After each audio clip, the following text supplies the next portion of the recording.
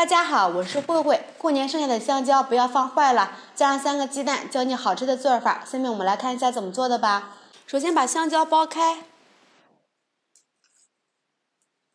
剥开之后切成小段儿。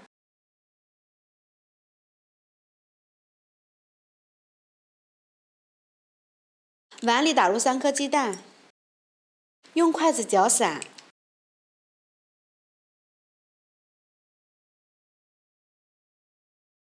把鸡蛋液倒入香蕉里面，使每块香蕉都裹上鸡蛋液。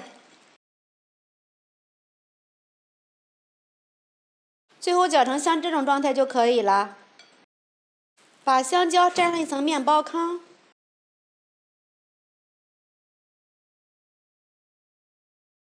一次全部做好，放入盘里。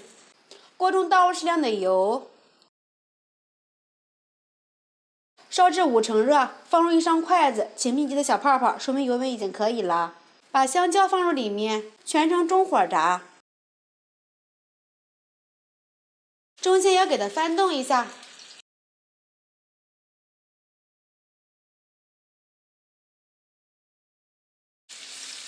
炸至表面金黄就可以了，捞出来控油，放入盘里。一道非常简单又好吃的炸香蕉就做好了，这样子做金黄金黄的，看着就非常的有食欲。吃起来外表非常的酥脆，里面呢非常的软糯，小孩子特别喜欢吃。如果你也喜欢这个做法的话，就赶紧试一下吧。喜欢慧慧的视频请点击关注转发，拜拜。